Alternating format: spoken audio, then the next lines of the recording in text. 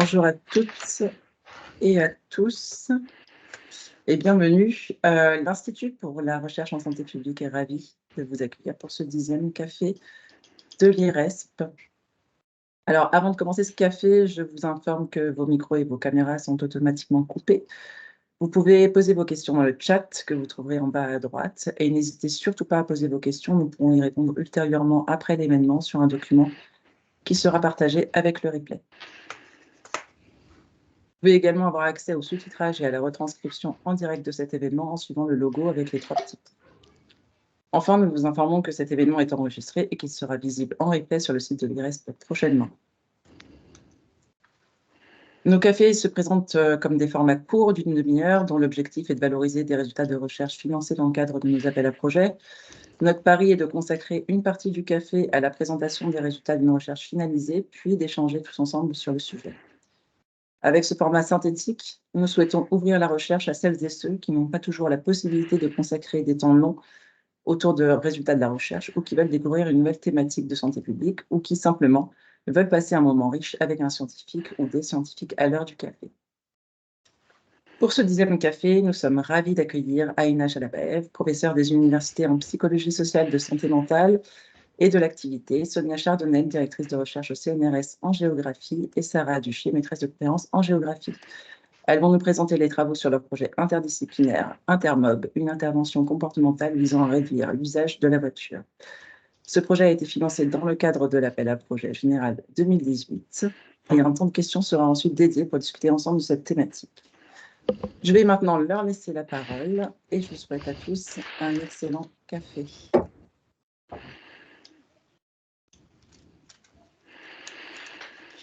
Merci.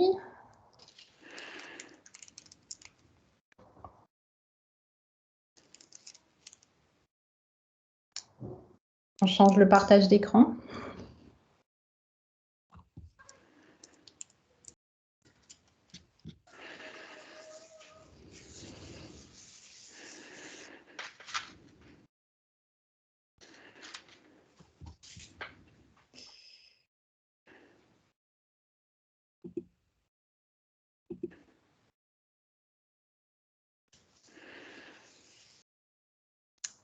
Super. Merci beaucoup. Merci beaucoup pour la présentation et l'invitation. Donc, je suis Sonia Chardonnel. On va présenter à 3 voix. Vous souhaite donc le bonjour à toutes et à tous. Nous allons vous présenter cette étude Intermob qui porte sur l'analyse des freins et des leviers dans le changement de mode de transport pour les déplacements quotidiens. Cette étude, elle s'adosse sur une équipe pluridisciplinaire en sciences sociales et en santé publique, ce qui nous a permis de concevoir une intervention comportementale originale qui intègre différentes dimensions qui entrent en jeu dans les choix que font les individus pour leur mobilité quotidienne. Et cette présentation, elle a pour objectif de vous expliquer les principes et la mise en œuvre de l'intervention que nous réalisons en ce moment sur la région métropolitaine de Grenoble. Le contexte de notre recherche est celui de l'intérêt croissant que les populations et les politiques publiques en France accordent aux problématiques de déplacement quotidien. D'un côté, tout un chacun a besoin de relier quotidiennement les lieux d'activité qui peuvent être relativement éloignés les uns des autres.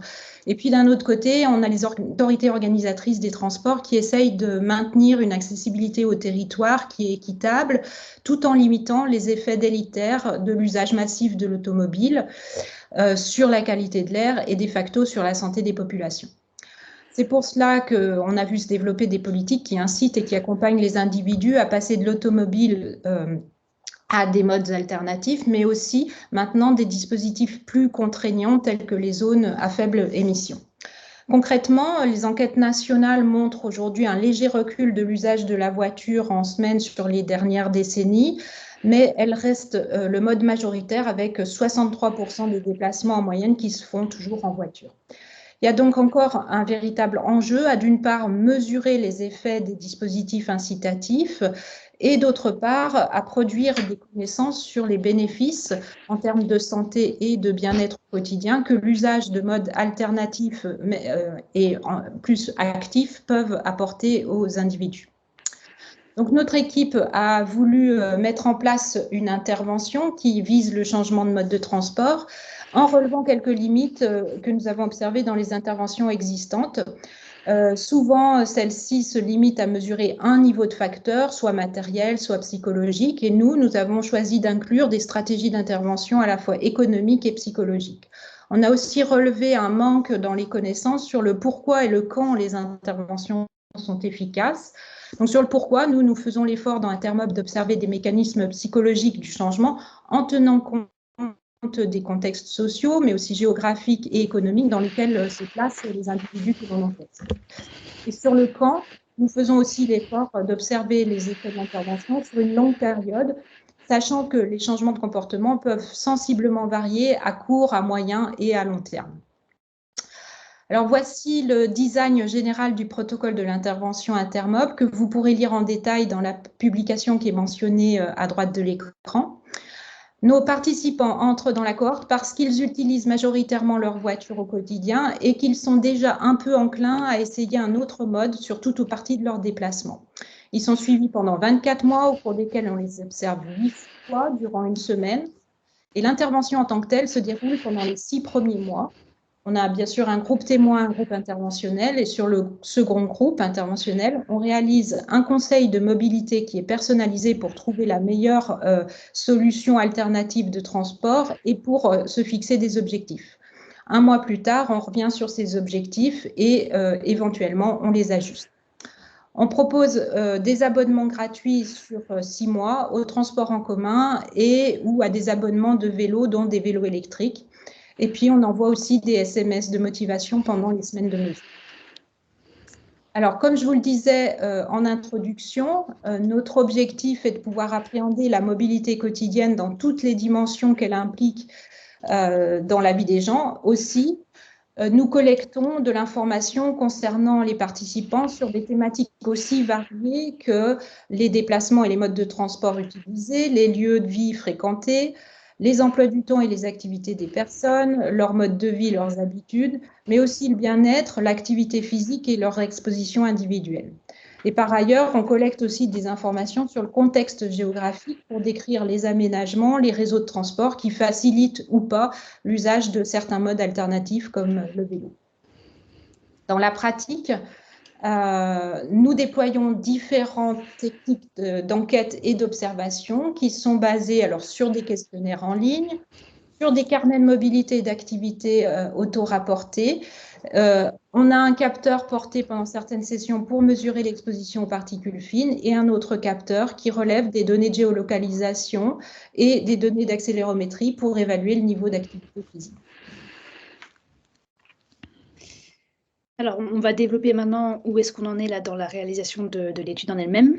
Donc, un des gros challenges de cette étude, c'était de recruter suffisamment de participants pour pouvoir avoir des conclusions statistiques fiables, et sachant qu'on cible un profil particulier, comme l'a mentionné Sonia, à savoir d'automobilistes réguliers qui sont enclins à réduire l'utilisation de la voiture. Donc, au jour d'aujourd'hui, après 2 ans d'inclusion des participants, donc nous avons inclus 162 participants. Sur ces 162 participants donc, qui sont suivis sur une durée de 2 ans, nous avons pour l'instant, comme indiqué, une trentaine d'abandons, sachant que la moitié de ces abandons sont effectués en fait avant la première visite. Mais une fois que les participants sont inclus dans l'étude, on constate un abandon relativement faible, une quinzaine de participants pour l'instant, malgré la lourdeur du protocole. Donc à l'heure actuelle, nous avons 132 personnes incluses qui sont en cours de suivi dans l'étude. Alors, comment est-ce que nous avons fait pour recruter les participants? Donc, nous sommes passés par différentes sources de recrutement que vous voyez en détail ici. Pour résumer, les principales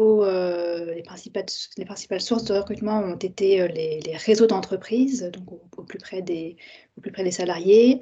Également, d'autres panels d'enquête pour lesquels nous avons proposé aux participants de ces enquêtes de participer à cette cohorte Intermob. Également, les médias, le bouche à oreille et la participation à des événements sur la mobilité ont été des sources de recrutement. Ici, vous avez l'évolution du nombre d'inclusions des participants par mois, donc depuis septembre 2021. Comme vous voyez, le nombre d'inclusions n'est pas linéaire.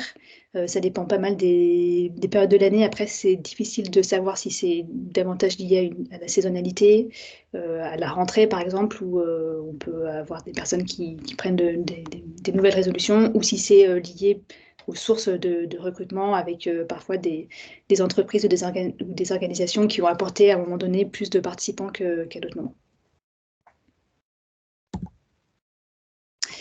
Alors, concernant le profil des participants, donc là, on n'est pas sur un échantillon représentatif. Comme indiqué, on est sur des volontaires qui sont automobilistes réguliers. Donc, le profil des participants n'est pas représentatif de la population dans l'agglomération grenobloise. Nous avons une majorité de femmes, environ 60%, ce qui est assez commun dans ce type d'enquête, avec un petit peu moins de la moitié qui sont cadres. Donc plus de cadres que dans la population générale.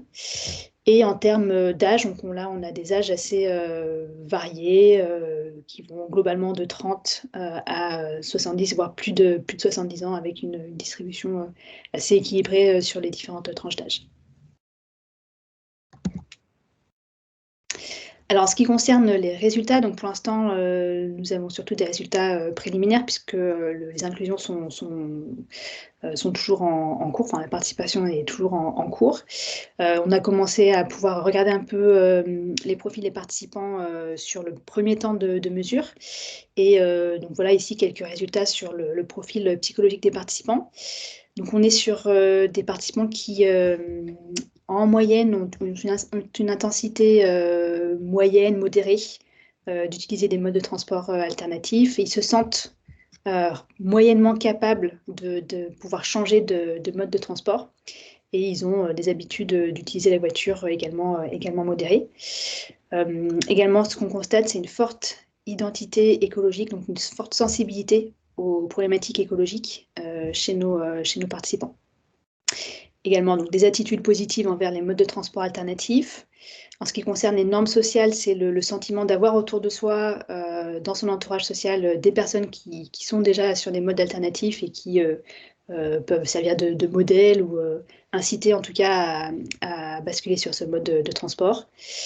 Et puis en ce qui concerne les formes de motivation que les participants peuvent avoir envers les modes alternatifs ou envers la voiture, il s'agit de motivation, surtout ce qu'on appelle des motivations autonomes, c'est-à-dire des personnes qui ont fait le choix vraiment volontairement parce qu'ils en avaient eux-mêmes envie d'aller vers ce type de mode sans ressentir forcément de contraintes, que ce soit de la part de la société ou de leur entourage.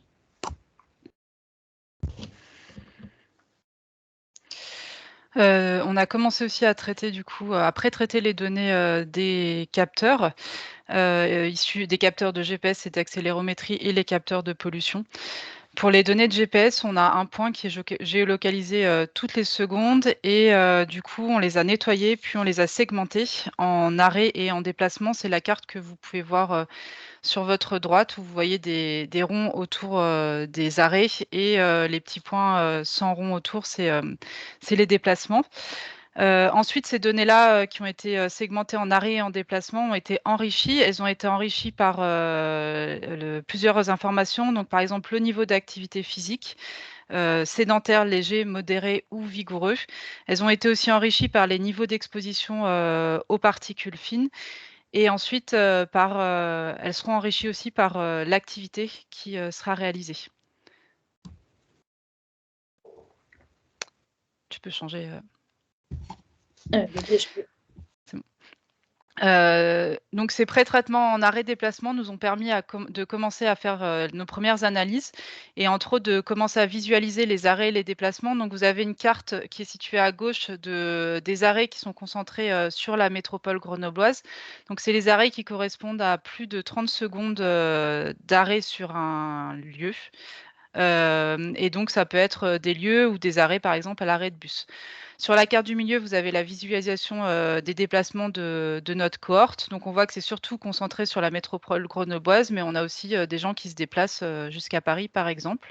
Sur le graphique avec les barres rouges, vous avez les déplacements journaliers dans Intermob avec les temps d'activité physique modérés à vigoureux selon les jours de la semaine.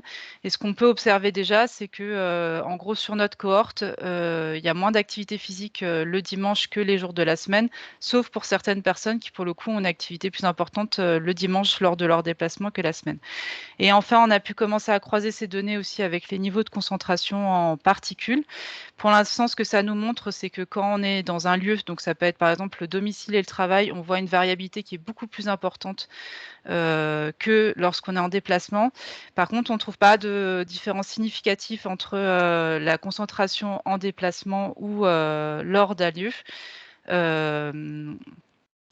Surtout au niveau de la médiane. Et on voit qu'on passe beaucoup plus de temps dans la journée dans un lieu qu'en déplacement, ce qui est normal.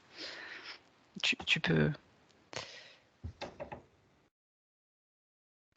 Il nous reste quelques perspectives d'analyse, donc 5 perspectives. La première, c'est d'évaluer l'efficacité de l'intervention Intermob sur la réduction de l'utilisation de la voiture. La deuxième, c'est d'identifier les facteurs qui facilitent ou entravent l'efficacité de l'intervention. La troisième, ça va être d'évaluer l'impact sanitaire de l'intervention sur l'activité physique, le bien-être et l'exposition aux particules fines. La quatrième, d'analyser les effets à long terme du report modal sur l'organisation de la vie quotidienne et de l'individu et de leur ménage. Et enfin, d'évaluer l'impact différencié de l'intervention selon les caractéristiques des participants et selon le prix de l'énergie. Et tu peux passer... Donc juste, on est une équipe scientifique interdisciplinaire avec des économistes, des psychologues du sport, des géographes et des épidémiologiques. Et cette étude ne serait pas possible si on n'avait pas une équipe de terrain qui est dédiée au terrain. Et enfin, elle ne serait pas possible non plus sans les financeurs. Donc on a pas mal de financeurs, dont l'IRESP, dont on remercie le précieux financement. Et voilà. Et donc du coup, on vous remercie pour votre attention et on attend vos questions. Merci beaucoup. Merci pour votre présentation. Je vais prendre le relais pour vous poser quelques questions qu'on a eues dans le chat. Peut-être que vous pourriez arrêter votre présentation pour qu'on puisse voir vos visages. On va mettre de toute façon tous vos contacts dans le chat également pour que tout le monde puisse y avoir accès. Donc, on a déjà une question qui vous demande de revenir un petit peu plus sur la signification de motivation contrôlée et motivation autonome. Alors, vous êtes déjà revenu sur motivation autonome dans la présentation, mais si vous pouviez préciser les deux termes, s'il vous plaît. Oui, c'est issu d'un modèle théorique de psychologie sociale. Donc, la motivation contrôlée, c'est l'impression de ne pas forcément être à l'origine soi-même de son comportement et d'agir sous la contrainte, que ce soit la contrainte de la société, d'une personne en particulier ou des contraintes qu'on a intériorisées depuis longtemps. Alors que la motivation autonome, c'est au contraire l'impression d'avoir choisi vraiment de manière libre par soi-même les comportements qu'on adopte. Très bien, merci. Autre question, quelles sont exactement les interventions pour inciter à réduire l'usage de la voiture? Alors, les incitations, alors il y a des incitations économiques au sens où on offre la possibilité d'avoir un abonnement à des transports en commun, de l'agglomération ou même du train. On a aussi des abonnements à des vélos et vélos électriques. Et surtout, c'est aussi l'accompagnement lors du premier rendez-vous à définir quels seraient les déplacements réalisés en automobile au début de l'étude qui pourraient passer avec un autre mode. Donc, il y a vraiment un dialogue qui s'instaure entre l'enquêtrice et l'enquêté pour définir les objectifs et revenir au bout d'un mois sur ces objectifs s'il faut réajuster les choses. Donc, il y a vraiment à la fois l'incitation économique, mais aussi l'accompagnement pour chercher la meilleure alternative. D'accord, merci. Autre question. Vous avez évoqué l'usage des carnets de mobilité. Comment avez-vous présenté cet outil aux participants? Est-ce qu'ils ont eu une petite formation pour les aider à compléter le carnet? Et est-ce que ce mode de recueil de données n'exclurait pas des personnes pouvant avoir des difficultés à écrire? Oui. Qui veut répondre Sarah, Oui, je peux y aller. Alors, du coup, au premier rendez-vous à 0, les participants sont accompagnés des enquêtrices qui expliquent comment le carnet fonctionne. Et en fait, à part les rendez-vous sans capteur, sinon, à chaque fois, il y a une enquêtrice qui est présente le premier jour et qui est présente le dernier jour pour revenir sur les carnets. Donc, effectivement, ils ont une petite formation. En plus de ça, ils ont un manuel pour l'aider à compléter. Alors sur la question, est-ce que ça peut exclure des personnes? Donc nous, on n'a jamais eu ce retour. On s'est beaucoup posé la question sur, est-ce qu'on mettait papier ou numérique? C'était ça plutôt, qui pouvait être excluant et pour le coup, on a décidé papier pour effectivement éviter d'exclure, trop de personnes. Mais en plus de ça, les gens portent un GPS qui ne donne pas exactement la même information, mais qui nous permet quand même de tracer ce qu'ils font, dans la journée. Très bien. Pour rebondir, du coup, quels sont les retours des premiers participants qui ont terminé l'étude? Vas-y. Oui, on avait une petite diapositive parce qu'on a récupéré, on a une petite trentaine de participants là qui ont déjà fini. Donc, ceux qui ont fini, ils ont tenu pendant 2 ans, donc ils ont eu un intérêt certain à rester dans notre étude, donc ils sont plutôt positifs globalement, positifs sur l'étude, mais aussi positifs sur l'expérience qu'ils ont eue eux-mêmes de changer de comportement. Malgré ça, évidemment, il y a quand même des participants qui disent qu'il était temps que ça se finisse parce qu'ils en avaient un petit peu marre de remplir ces carnets de mobilité, de porter les capteurs, etc. C'est vrai que le carnet de mobilité est peut-être le dispositif le plus contraignant, en tout cas qui demande le plus de temps, mais parfois les capteurs sont aussi gênants. Voilà. Et puis, ils ont apprécié aussi les à côté qu'on a pu faire pour justement essayer de motiver les gens à rester durant 2 ans, à savoir, par exemple, des newsletters qu'on a essayé d'envoyer au fur et à mesure, avec le temps qu'on avait pour le faire, hein, mais qui leur permettait d'avoir un petit retour sur la façon dont en coulisses leurs données étaient traitées ou ce qu'on allait en faire, etc. Vous avez quelques remarques ici sous les yeux qui nous ont été remontées. Merci. Une autre question, quel est selon vous l'impact du contexte grenoblois, à savoir un grand nombre de pistes cyclables, notamment, sur le succès de votre intervention? Est-ce que vous pensez avoir des résultats similaires selon les villes et leurs politiques de mobilité, comme la gratuité des transports en commun ou les pistes cyclables, l'accessibilité des vélos en libre service, par exemple? Donc, le transfert de l'intervention. Alors, ouais, on n'a pas encore mesuré l'impact. Alors, c'est sûr que pour le coup, à Grenoble, on a un contexte qui est très favorable, en tout cas pour le contexte de cyclabilité dans Grenoble et juste les communes autour, parce que du coup, en parallèle, on travaille sur la cyclabilité et on voit que c'est quand même bien développé dans la ville de Grenoble, mais c'est pas le cas dans toutes les communes, même si ça tend à se développer. Mais ça fait partie de choses qu'il faut qu'on regarde si le contexte géographique et environnemental joue sur l'intervention ou non. À suivre. Donc oui, juste pour préciser que le périmètre de l'intervention, c'est vraiment la région urbaine grenobloise. En fait, c'est un peu le périmètre de l'autorité organisatrice des transports actuelle. Donc on est aussi sur des communes périurbaines, aussi sur des communes périurbaines de montagne. Donc on n'est pas non plus toujours dans des espaces très cyclables, entre guillemets. Et on a essayé justement d'avoir des participants dans ces différentes configurations parce que c'est une vraie question de la part de l'autorité organisatrice qui est l'un de nos partenaires et financeurs, de savoir comment on motive aussi les gens et on les accompagne quand ils habitent un peu plus loin des solutions alternatives.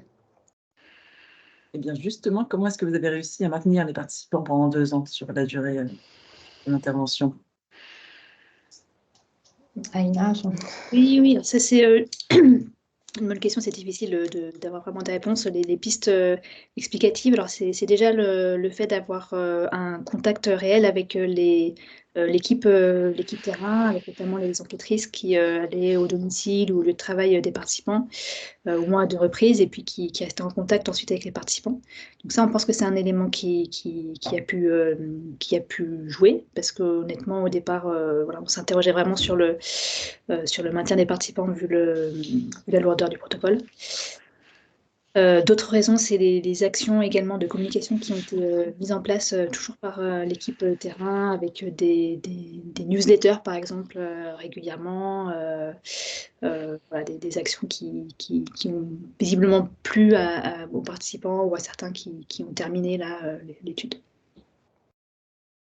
Très bien. Deux questions qui se rejoignent un petit peu et qui vont vers la suite de l'intervention et son possible transfert. Ce dispositif est-il uniquement recherche ou a-t-il vocation à être déployé dans les territoires pour accompagner au changement de mobilité? Et puis, envisagez-vous une intervention en milieu scolaire pour sensibiliser les enfants et les adolescents sur cette question étudiée en classe de géographie, en classe de 5e? Alors, la transférabilité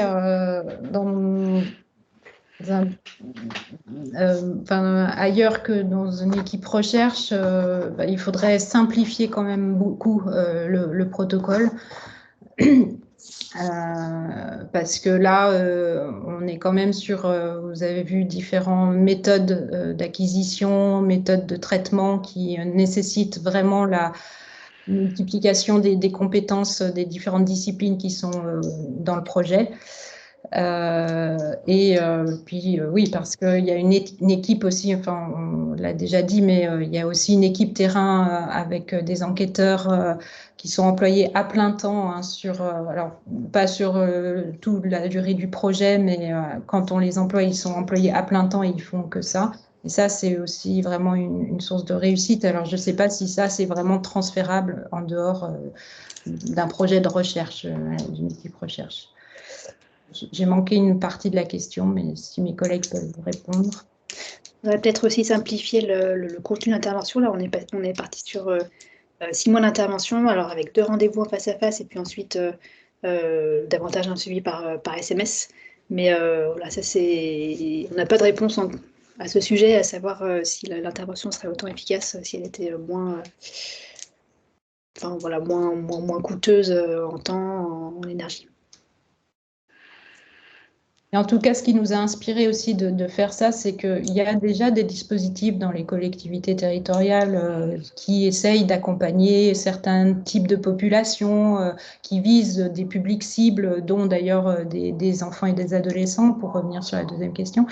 Mais souvent, ces collectivités, elles n'ont pas les moyens de vraiment mesurer l'efficacité en fait, de leur dispositif et encore moins de le mesurer à moyen et à long terme. Donc, c'était vraiment ce qu'on voulait faire ici. Et oui, pourquoi pas aller vers des publics plus jeunes sur ce type d'intervention. On a d'autres projets en dehors de Intermob sur lesquels on travaille sur les enfants. Donc, moi, j'ai participé à un projet sur la mobilité des enfants dans l'agglomération de Rennes. Et à INA, tu as aussi des projets avec des adolescents et l'activité physique aussi, qui est un des leviers et une des problématiques très fortes chez ces jeunes populations. Et donc, et puis aussi passer par les enfants pour changer la mobilité des parents, ça aussi, c'est des leviers qu'on imagine possibles. Merci en tout cas à tous les trois. Il va être l'heure de conclure notre café. En tout cas, merci d'avoir répondu aux questions. Merci pour votre intervention. On sait que ce n'est pas un exercice facile de présenter des mois de recherche en 15 minutes. Vous avez réussi haut la main, donc merci à vous. Merci de vous être prêtés au jeu. Et puis, avant de conclure, je voudrais juste vous inviter toutes et tous à suivre les actualités de l'IRESP, le replay de nos événements sur notre site internet iresp.net, nous suivre aussi sur LinkedIn et vous abonner à notre newsletter. Et je vous invite tous à assister le 28 mars prochain au grand rendez-vous de l'IRESP qui consacrera une journée à la recherche interventionnelle en santé publique. Donc, c'est un événement auquel vous pouvez participer en présentiel ou à distanciel. Nous vous y attendons donc très nombreux. Et merci encore une fois à toutes les trois pour votre présentation. Merci à tous les participants pour leur attention et bon après-midi à tous et à bientôt. Merci beaucoup. Merci, au revoir. Beaucoup.